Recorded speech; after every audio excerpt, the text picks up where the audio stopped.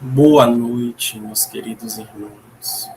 Primeiramente, gostaria de agradecer a Deus por nos criar e nos permitir estarmos aqui hoje, mergulhados na matéria, aprendendo um pouco mais. E gostaria de agradecer também ao Mestre Jesus por ter vindo aqui para nos ensinar e servir como modelo e guia para todos nós, habitantes deste orbe, do planeta Terra.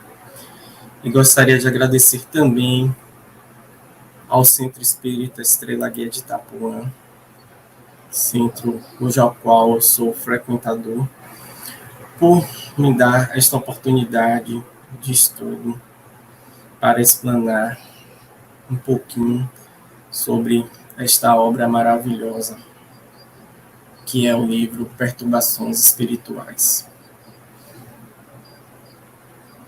E nossa palestra hoje, ela tem como tema o capítulo 16, os desafios e as soluções, do livro Perturbações Espirituais,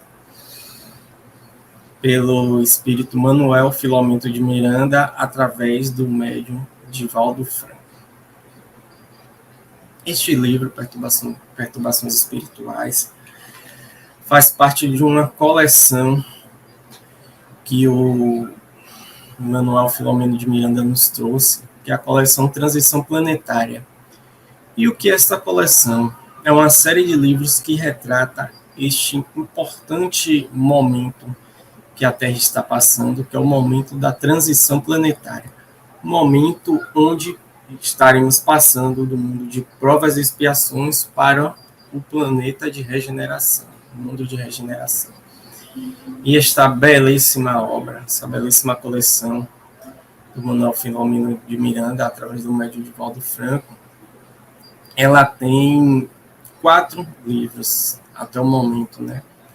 Que outrora pensávamos que esta coleção estava concluída com a trilogia, os 3 primeiros livros, né? E mais veio um presente aí, mais um livro para tornar este trabalho aí maravilhoso e nos esclarecer ainda mais. E o primeiro livro é o Transição Planetária, que trata sobre o tsunami que aconteceu na Indonésia e traz ali os desdobramentos desse acontecimento, né? E explicando para a gente, trazendo o contexto do socorro que foi dado e tudo o que estava ali por trás daquele acontecimento no plano espiritual, né? O segundo é o Amanhecer de uma Nova Era, que continua tratando, né, sobre transição planetária e aborda e esse livro aborda a chegada de espíritos que vão ajudar nessa transição planetária da Terra. No terceiro livro, que é o que estamos estudando no momento, Perturbações Espirituais, ele vai abordar as infiltrações, a sutileza dos espíritos opositores do Mestre Jesus e as suas infiltrações nas casas de amor, nas casas de segmentos cristãos, justamente para tentar desestabilizar essas casas que conseguem converter diversas pessoas, esclarecer diversas pessoas. E aqui vamos tratar especificamente dos centros espíritas, né, do movimento espírita, que é a religião cuja qual professamos, e aqui vamos abordar. Mas com certeza essas infiltrações não ocorreram somente nos centros espíritas, mas também com certeza em todas as religiões cristãs, todo o ponto de luz cristão que esclarece e transforma a vida de pessoas foram alvos desses irmãos, justamente para tentar desestabilizar essas casas e descreditá-las. E o quarto livro é o livro No Rumo do Mundo de Regeneração, que aborda os fatos da pandemia, né? Ele tem como um plano de fundo a pandemia, mas vai tratar todo o desenrolar mundo espiritual daquilo ali que está ocorrendo. E ele vem até nos esclarecer que, na verdade, o que está ocorrendo é uma grande pandemia obsessiva no planeta Terra. Aqui no CEG, nós já tivemos a felicidade de estudar todas essas obras, né? Transição Planetária, Amanhecer de uma Nova Era, estudamos anteriormente através de seminários. No Rumo do Mundo de Regeneração, estudamos no ano passado e até esse ano também através de seminários, fizemos um estudo dirigido desse livro, um estudo muito bom, e também através de palestras. E agora estamos estudando perturbações espirituais através de palestras e também tivemos um seminário. E o nosso capítulo proposto, como já falei, é o capítulo 16, os desafios e as soluções. E neste capítulo, nós podemos dividir ele em duas partes. Sendo a primeira, acontecimentos em um orfanato, e esses acontecimentos, eles, na verdade, se iniciaram no capítulo 15, né, capítulo anterior, onde o grupo vai a esse orfanato e prossegue numa parte inicial desse capítulo 16. E os outros acontecimentos são lá na casa espírita, onde eles estão abrigados, né? Onde o grupo que o manual Filomeno de Miranda compõe está trabalhando, né? Eles ficaram especificamente nessa casa espírita, mas eles não trabalharam só lá. O manual Filomeno de Miranda deixa claro, em alguns momentos do livro, que eles também trabalharam em outros locais. E aí, esses acontecimentos, por sua vez, nós podemos dividir também eles em duas fases, que é a palestra doutrinária e a reunião mediúnica que ocorre. Então, vamos aos acontecimentos do orfanato, que começam no capítulo 15 e finaliza a narrativa desses acontecimentos, né, no capítulo 16. Então, esse grupo de Manuel Filomeno de Miranda foi a um orfanato onde, infelizmente, estavam acontecendo casos hediondos de abuso infantil. Um dos diretores do orfanato, né, um dos responsáveis, ele, infelizmente, estava abusando das crianças daquele orfanato. E muitos dos colaboradores sabiam ou suspeitavam, mas faziam vista grossa, estavam muito preocupados em esclarecer aquilo, né? Talvez até por medo, né? Já que era um dos responsáveis, um dos diretores lá do orfanato. São várias coisas, né, que podem influenciar nisso aí.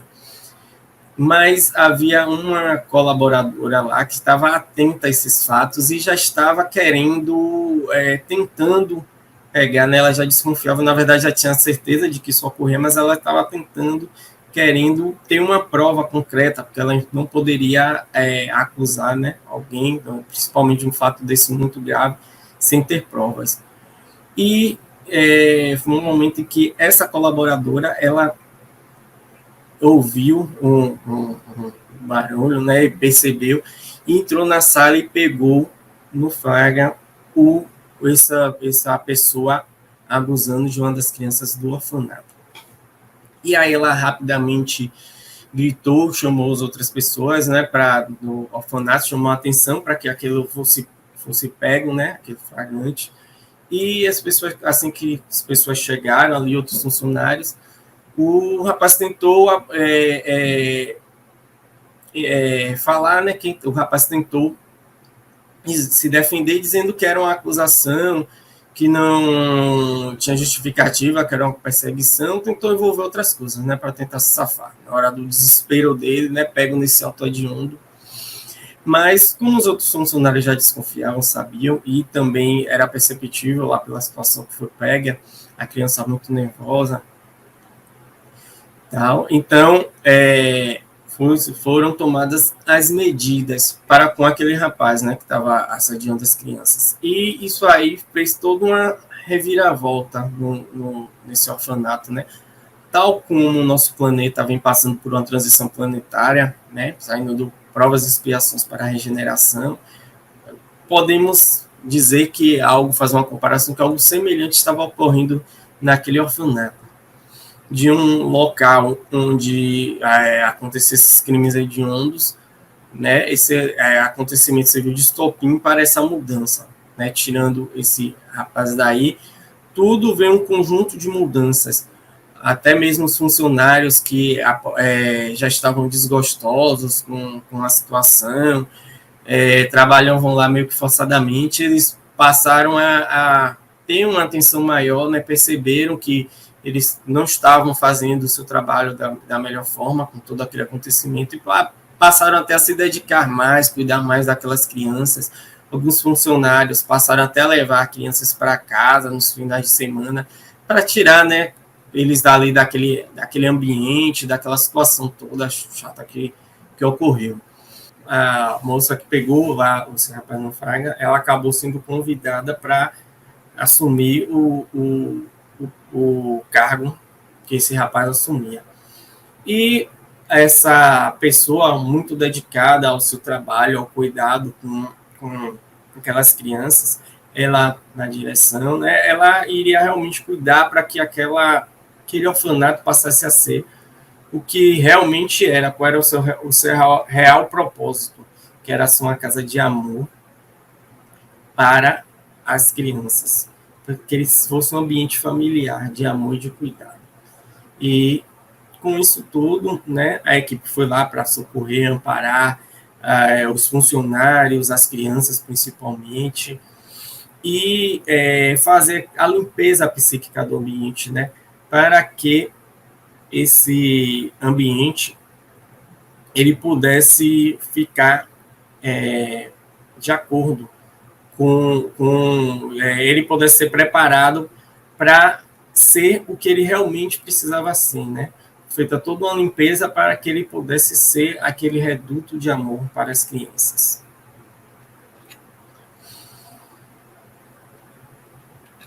Miranda nos informa que lugares existem onde a negligência campeia, que se transformam em verdadeiros pântanos psíquicos. Mas, mesmo aí, sempre à luz da misericórdia do céu, que se espazem em todo o universo. E não faltam espíritos gentis que se candidatam a servir nos mais escusos e hediondos locais, né? Então, mesmo nesse local, mesmo nesse orfanato onde estava reinando o crime de abuso a essas crianças, onde toda a atmosfera psíquica estava negativa, onde os funcionários não estavam desgostosos e por isso estavam negligenciando suas funções, seu cuidado e seu zelo para com essas crianças. Mesmo nesses locais com toda essa atmosfera, existem servidores do amor, servidores dedicados, servidores que estão lá prontos, prontificados para o auxílio. Nesse caso, aí eles vão sempre auxiliando as crianças e tentando auxiliar os funcionários.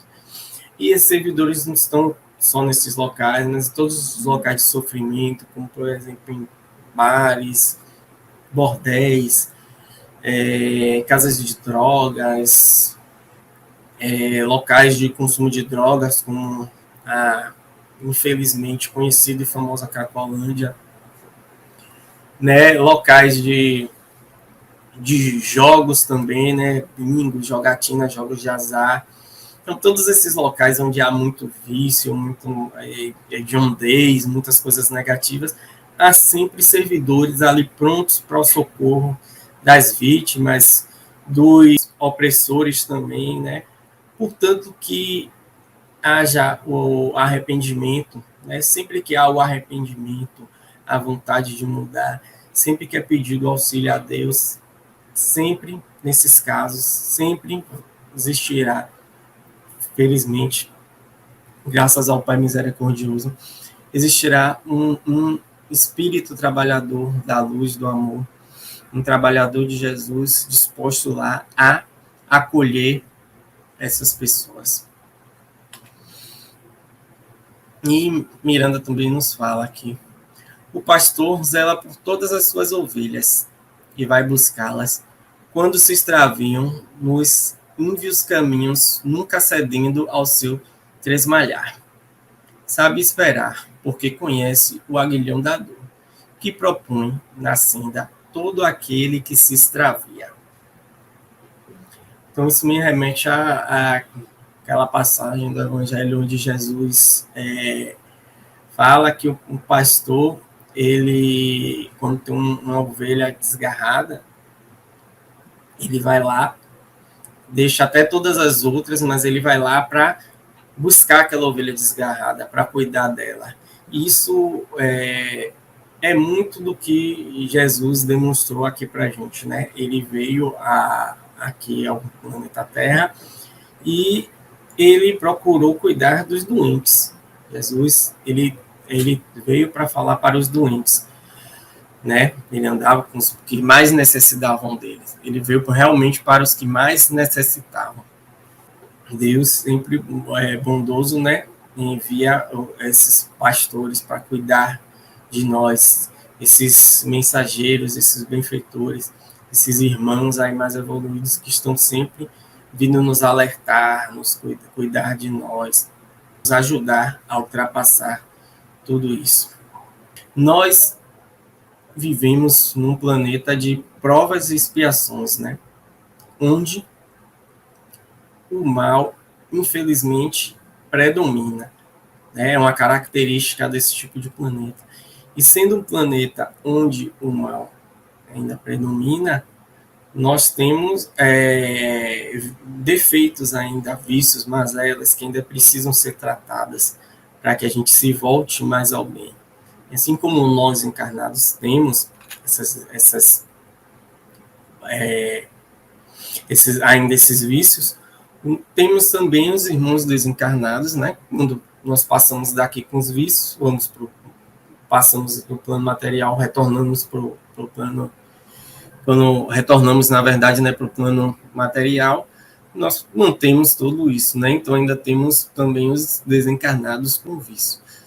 E como Kardec, os espíritos falam para Kardec lá nos livros dos espíritos, quando ele pergunta se os espíritos nos influenciam, os espíritos respondem que muito mais do que o que a gente pensa, que muitas vezes ele até nos dirige. Então, nós estamos sempre nesse intercâmbio, né, espiritual.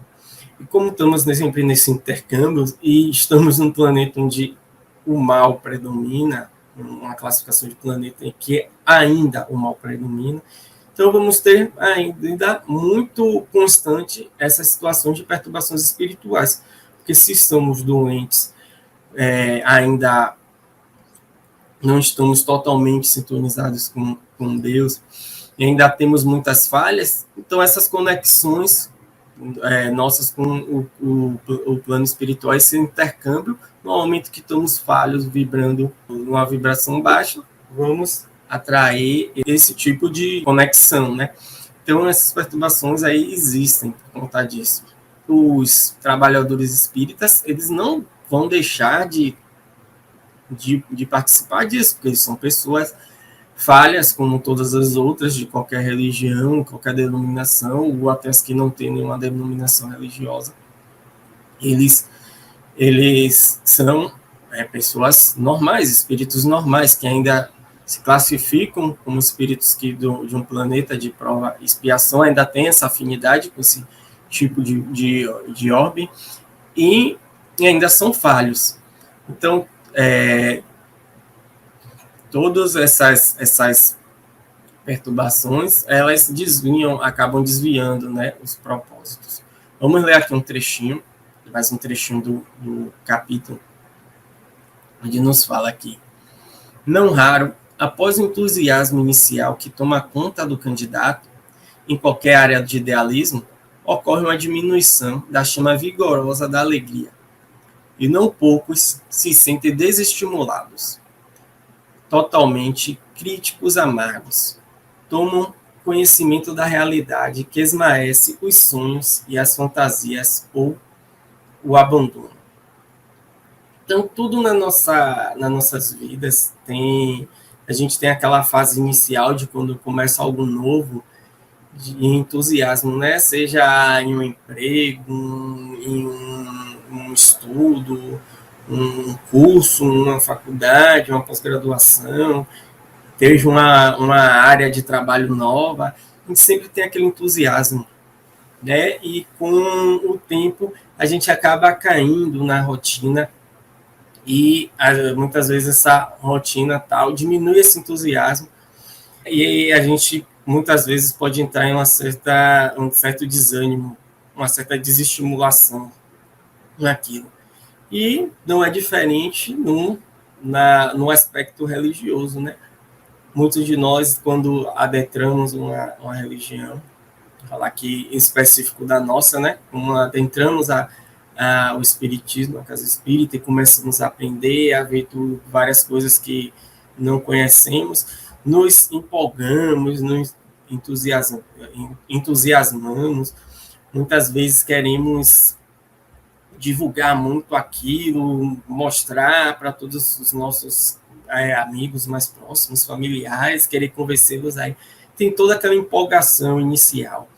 Né? Mas com o tempo, com a rotina, os trabalhos, a gente pode acabar entrando nesse desestímulo. E é aí onde mora o perigo, porque é nesse momento que abaixamos a nossa vigilância e acabamos permitindo com que esses irmãos ainda doentes sintonizem com a gente e nos ocasionem essas perturbações espirituais.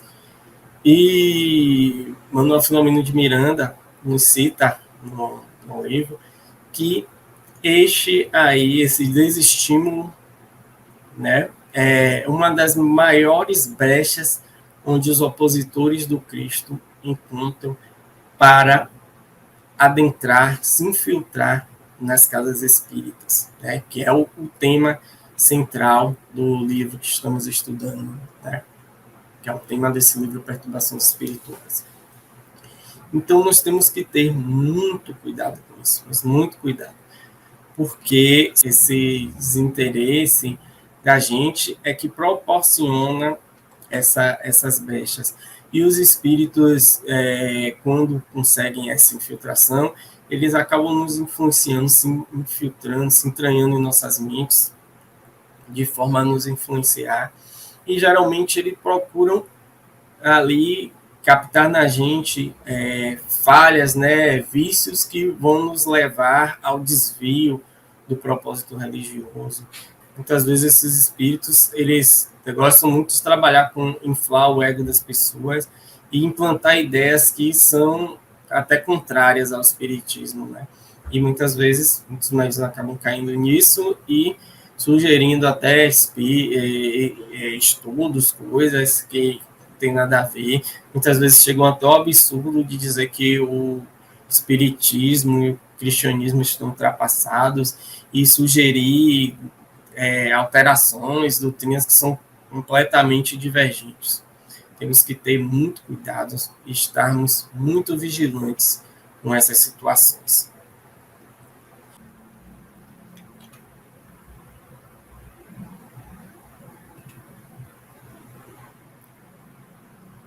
Todo o nosso empenho consiste em trazer a revolta e a vivência do modelo e guia da humanidade, a fim de que ele se instaure na terra o quanto antes o reino dos céus, proposto por ele vivido.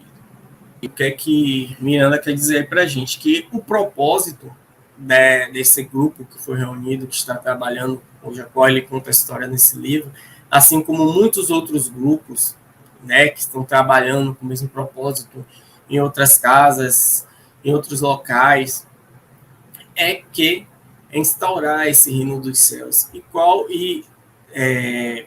Assim como o propósito dos adversários de Jesus é fazer com que esse reino não se instaure. Eles lutam contra essa transição planetária justamente porque é um passo dado para que esse reino do céu se instaure aqui na Terra. Então, Miranda vem nos explicar que o trabalho deles consiste nisso, facilitar para que a Terra consiga progredir, auxiliar também os encarnados para que a Terra consiga progredir para o mundo de regeneração. E ele nos diz também que o Espiritismo é uma âncora de segurança para a barca da fé na imortalidade. E fora dela, são bem pouco seguros os instrumentos reveladores da continuidade da vida após o túmulo, pois é sim, sem dúvida, o Consolador que Jesus prometeu. E lindo, né? Aí Miranda nos reforça o quanto é importante o Espiritismo, né? E como Consolador prometido, que vem nos alertar, nos trazer todo esse conhecimento, que é uma barca segura em relação à fé da imortalidade, porque nos traz todos esses conceitos, esses esclarecimentos da vida pós-morte, né? Pós-desenlace desse plano material. Né? E é o Consolador prometido que Jesus prometeu, porque naquele momento ele não poderia trazer todos esses esclarecimentos. Então nós precisamos nos apoiar nisso, né? Nos segurar nessa âncora, nos ancorar e continuar seguindo o nosso caminho e fazendo todo o trabalho necessário, né? Para a progressão, tanto nossa quanto dos nossos irmãos e do nosso planeta. E aí, encerrando o trabalho lá no orfanato, né? Depois de todo aquela situação, eles vão retornar à casa que está abrigando eles. Mas antes disso, o doutor Bezerra de Menezes reúne a todos debaixo de uma árvore frondosa, um entardecerzinho, né? E final de tarde, e ele faz uma grande prece a Deus, rogando por auxílio, por amparo àquela instituição, que ela possa, com toda aquela mudança, fazer sua transição para que ela seja o local em que ela está destinada a ser, o local de reduto, de paz, de família, de abrigo e de segurança para todas aquelas crianças. E aí eles, depois dessa prece, desse momento, né, também de agradecimento por todo aquele trabalho realizado, eles seguem para casa, onde eles tinham atividades mais complexas para serem realizadas. E então vamos lá, parte onde eles retornam, né, ao centro espírita. Quando eles chegam lá no centro espírita, né, vai ocorrer a palestra doutrinária, que se inicia às 20 horas, e eles iriam tratar o capítulo 13 do Evangelho segundo o Espiritismo, não saiba a vossa mão esquerda o que dá a vossa mão direita, o item fazer o bem sem ostentação. E essa palestra, ela é feita pela irmã Vicenza, que é uma médium muito abnegada, muito dedicada à causa espírita, né? E eles ficam sabendo, né, o grupo do Miranda, que os discípulos do Mulá estavam planejando um ataque àquela instituição. E o Mulá, ele é um espírito que liderava, né, um grupo, um espírito ligado à religião muçulmana, e que liderava um grupo de opositores do Mestre Jesus. Esse espírito já havia tido um contato com aquela casa, ele já havia passado por uma comunicação mediúnica e ele estava lá, aquela casa, sendo cuidado, sendo tratado. E esses discípulos dele, com isso, quando ele foi para casa e ele ficou lá, eles estavam revoltados, estavam querendo atacar, né, resgatar, querendo, de qualquer forma, retaliar aquela instituição. Só que o diretor espiritual da casa, o irmão Elvídio, ele alerta ao diretor encarnado da casa, né, sobre esse ataque. O diretor espiritual é Elvídio e o diretor encarnado é Ovídio. O irmão Ovídio avisando para Ovídio para ter cuidado, avisou sobre essa invasão e pediu para que ele posicionasse pessoas de forma estratégica no salão, né, da doutrinária, para que resguardassem, protegessem a instituição e ficassem atentos. Logo no início dessa palestra doutrinária, eles ouviram um estrondo, um barulho terrível. E aí Miranda e o grupo foram, né, para frente da casa para ver o que era que estava acontecendo. E aí Miranda nos narra uma cena que ele classifica como terrível, onde ele via nuvens, né, trevosas de descargas muito ruins, de vício, de ódio, e vindo de lá os atacantes.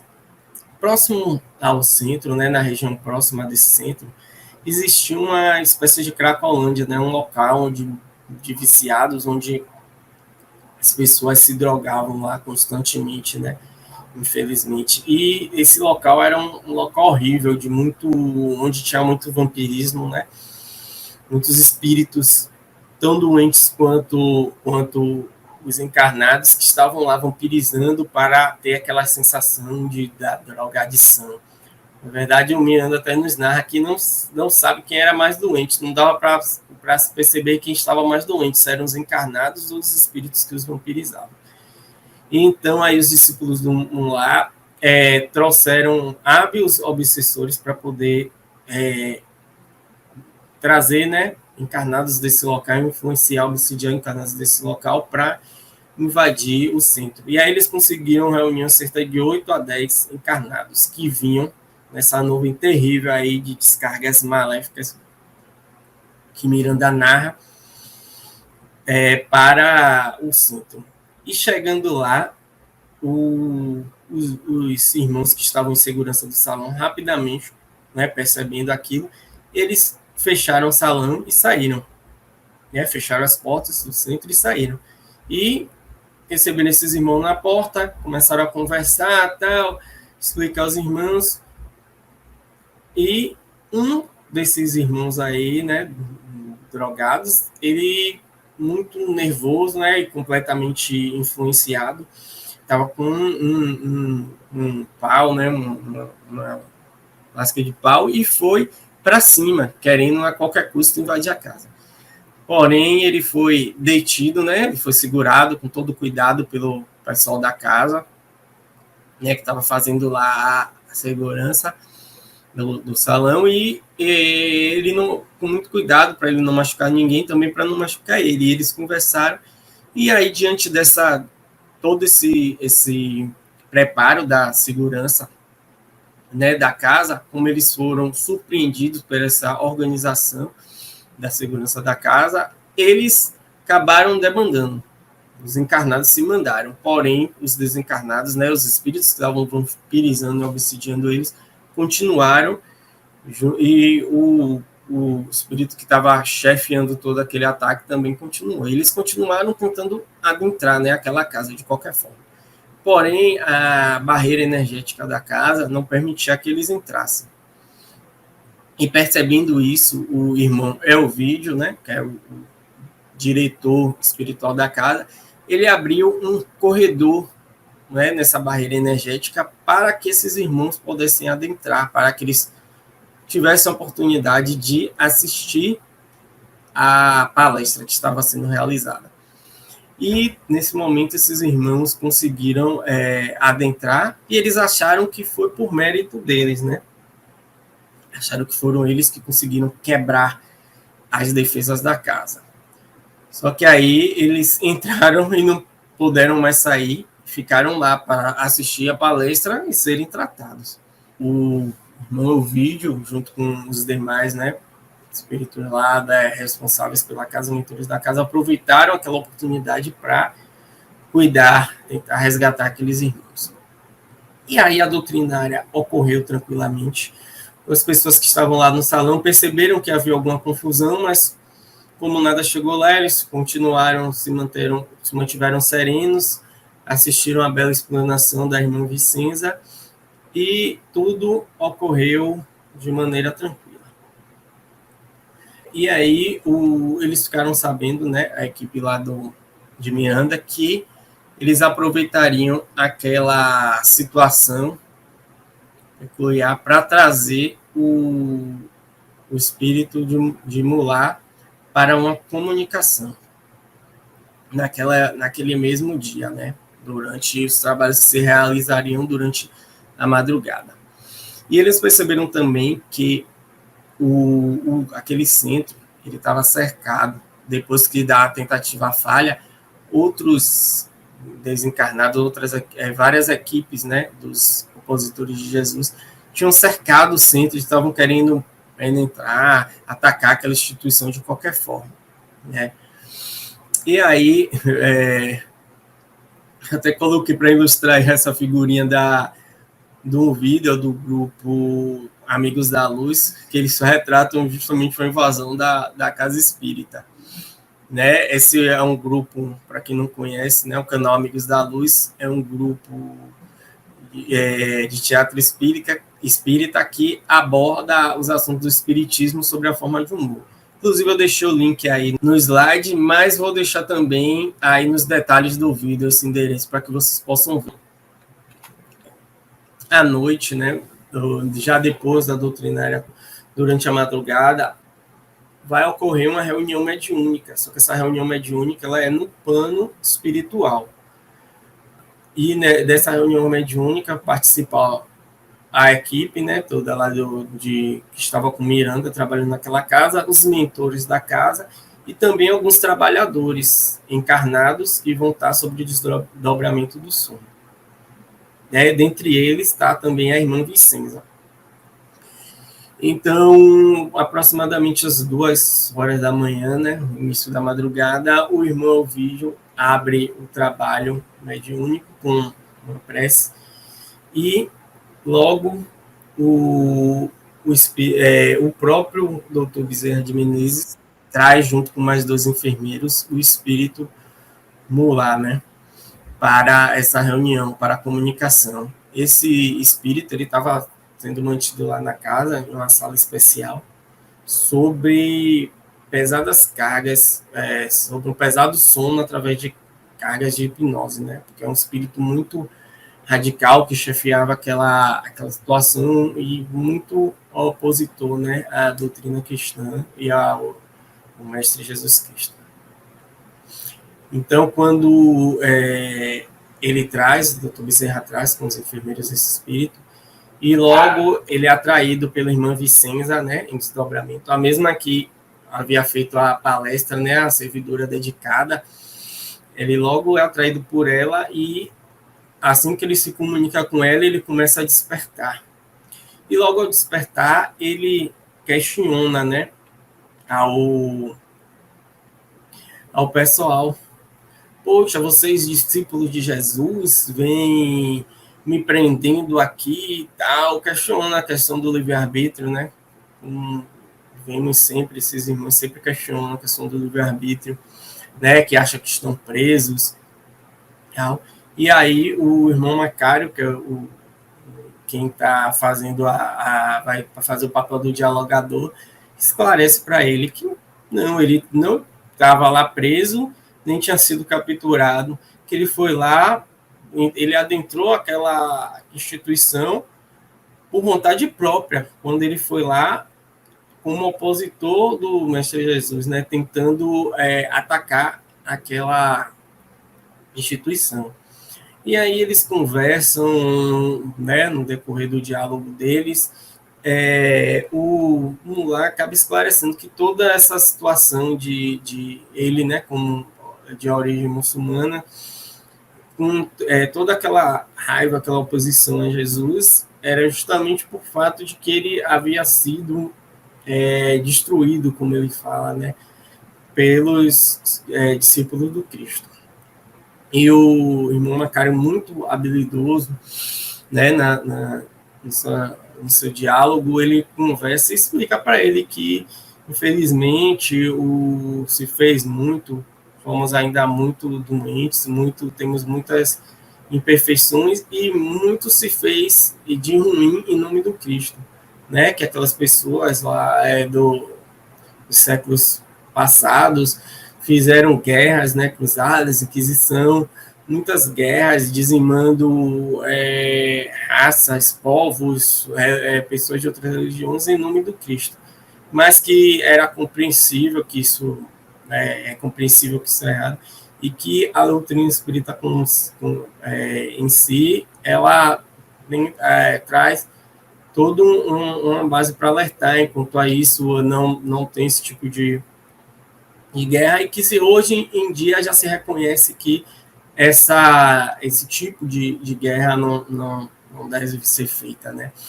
Então ele traz todo esse diálogo com o Mullah, mas o Mullah não dá muito ouvido, né? Ele explica sobre Jesus, sobre sua doutrina, fala um pouco sobre o sofrimento do Mullah, sobre o fato dele não ter encontrado o paraíso, já que ele acha que ele foi tão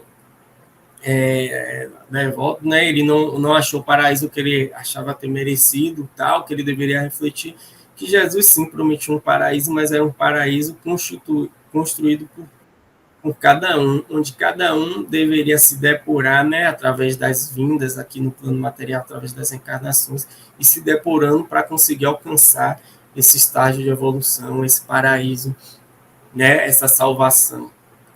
Mas o Mullah, ele não estava nem aí para nada disso, ele estava muito irritado e começou no estado de irritação, a liberar muitos fluidos perniciosos, né, uma carga energética muito ruim. E nesse momento o irmão Macário orou rogando ao Mestre Jesus ajuda, né, para aquele irmão e para aquela situação.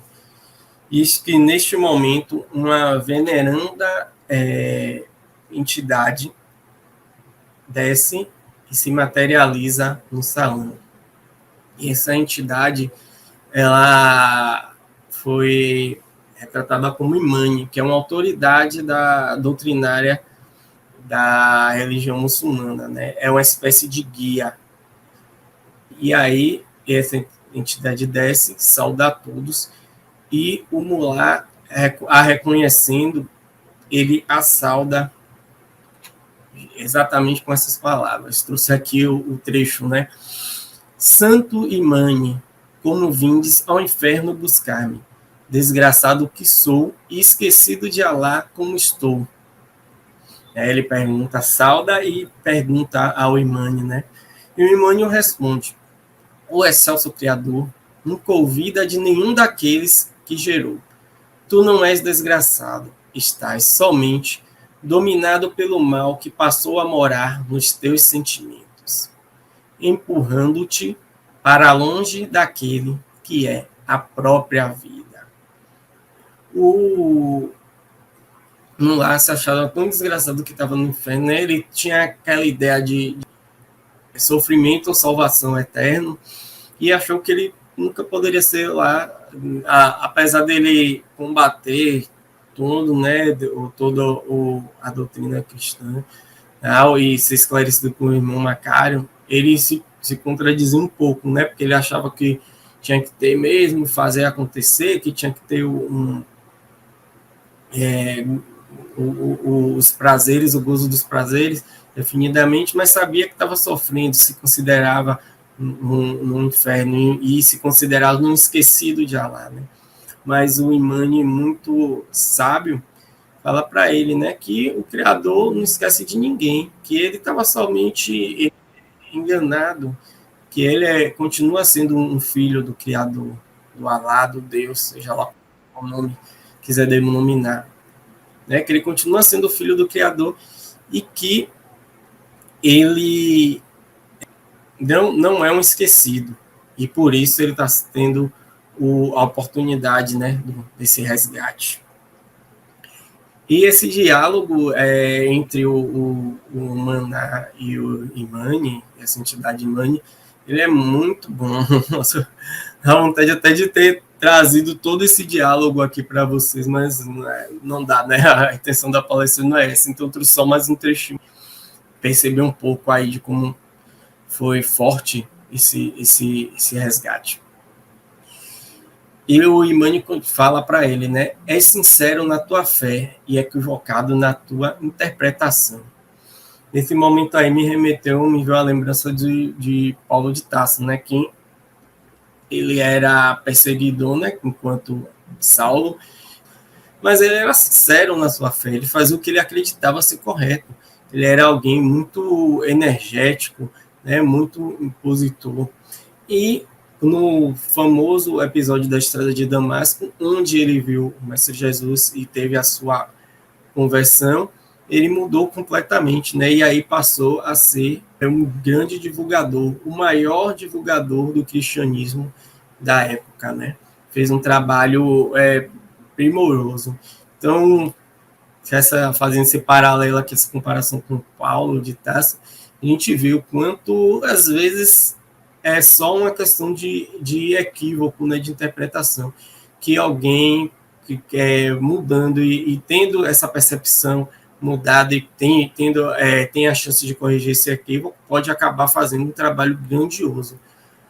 Como Paulo, em uma única encarnação, conseguiu reverter isso e fazer um trabalho grandioso, primoroso, importantíssimo para a divulgação do cristianismo, né? E o Imani continua falando: hoje sei que Jesus reina soberano e que Mohammed é também seu profeta, que exorbitou quando se viu perseguido por aqueles que não aceitaram o Corão quando ele começou a distendê-lo pelo mundo árabe de então, havendo assim percorrido a guerra quando era emissário da paz. Havendo assim recorrido à guerra quando era emissário da paz. É sempre assim que acontece a falência de alguns missionários, quando ouvidam que estão a serviço do Senhor e não da própria vontade, desejando implantar a mensagem na sua hora e não quando as circunstâncias permitirem. E aí eu destaquei aí em negrito ser emissário da paz, né? Que no livro não tem destacado. Fiz uma pequena modificação aí do trecho só para chamar a atenção de vocês, que o quanto Imani, né, é sábio e emite as palavras certas para atingir o mulá, né? O irmão que está sofrendo ali e equivocado em suas interpretações. Ele, como uma entidade, um grande guia foi reconhecido pelo mulá como um grande guia da religião muçulmana. Ele fala, né, sua visão sobre Jesus agora, onde ele fala que Jesus é soberano, que Mohammed é o profeta de Jesus. Só que o Mohammed, infelizmente, ele faliu na sua missão, porque ele era um emissário da paz. E com as dificuldades que ele sofreu, ele acabou recorrendo à guerra, o que não era. E esse é um princípio de muitos dos mensageiros falharem, né? Porque não temos só missionários, mensageiros do Cristo, né? Emissários da paz, que tem sucesso. Temos também os que falharam, né? Como o Imani cita aí, o Mohammed. Então, vê uma figura que ele reconhece como autoridade, exaltando o Jesus e explicando isso para ele toca, né, nesse ser. E ele certamente não foi explicitado aqui no livro, mas certamente ele ali começou a refletir, né? O Miranda relata que ele entrou em prantos, né, naquele momento, que ele, com certeza foi um momento que ele deve ter se tocado e começado a repensar as coisas. E aí, num ato lindo, o Imani vai, o pega no colo e o leva. E neste momento, o Imani olha para o Macário e faz um cumprimento, um sorriso. E naquele momento também, junto com ele, quando o Imani vai levando o mulá, vão todos os outros espíritos que estavam lá, né? Aqueles irmãos que adentraram a casa tentando invadir e assistir a doutrinária, eles também foram levados a essa reunião. E como um imã, né? Miranda fala que como um imã, o Imani, né? Um espírito de alta envergadura e ligado à doutrina muçulmana, ele atrai todos aqueles irmãos de origem muçulmana que eram naquele momento adversários de Jesus. Então aí a gente tem um grande relato, né, da vitória do amor, da vitória do Cristo. Uma grande vitória em toda essa batalha que vem ocorrendo aqui referente à transição planetária do nosso planeta. E para finalizar, eu gostaria de deixar uma mensagem para vocês. Servir é um verbo que se conjuga na comunidade. O primeiro tempo se inicia no ninho doméstico, entre as quatro paredes do lar. É o tempo presente. Redação do Momento Espírita com base no poema O Prazer de Servir, de Gabriela Ministral. Nós precisamos perceber, né? Precisamos servir. Nosso intuito aqui no planeta é servir. Nossa missão aqui no planeta Terra é servir. Nós vamos aqui para servir, para trabalhar no coletivo, trabalhar em prol de todos nós, trabalhar para a melhoria do planeta. Estamos aqui encarnados neste momento de transição, não é à toa. Precisamos trabalhar pela transição. E muitos podem se perguntar, mas como eu vou trabalhar na transição? Eu sou apenas um pequeno aqui, eu não tenho muito o que fazer. Mas não é assim. Não precisamos ser grandiosos para trabalhar pelo bem. Não precisamos ser famosos, não precisamos ser ricos, não precisamos ser poderosos no sentido do poder aqui da Terra, do poder material, do poder de influência. Não precisamos ser um presidente de uma república, um governador de um estado, um prefeito para trabalhar pelo coletivo. Não precisamos ter nada disso. Todos, Jesus, Deus, o Pai misericordioso, dá oportunidade a todos. Mas o que precisamos para trabalhar para a transição planetária?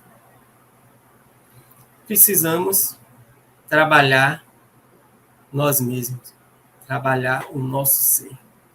Precisamos nos reformar. Precisamos trabalhar na nossa reforma íntima, no nosso crescimento, na nossa evolução. Poxa, Emerson, mas a nossa evolução é tão pouco diante de todo o planeta. Não, não é pouco, meus irmãos. Porque a partir da nossa evolução, do trabalho das nossas mazelas, da nossa cura, a gente passa a servir de exemplo. E o exemplo vale mais que 1000 palavras. E é nos reformando que a gente consegue reformar os que estão ao nosso redor. Não conseguiremos influenciar ninguém se não fazermos primeiro a nossa cura. Então, vamos pensar nisso e ter isso em mente. Precisamos nos reformar, cuidar de nós, para esse cuidado, essa reforma, esse crescimento servir de exemplo e assim cuidarmos também do coletivo. Que Jesus nos abençoe e lhes dê uma excelente noite. Que assim seja.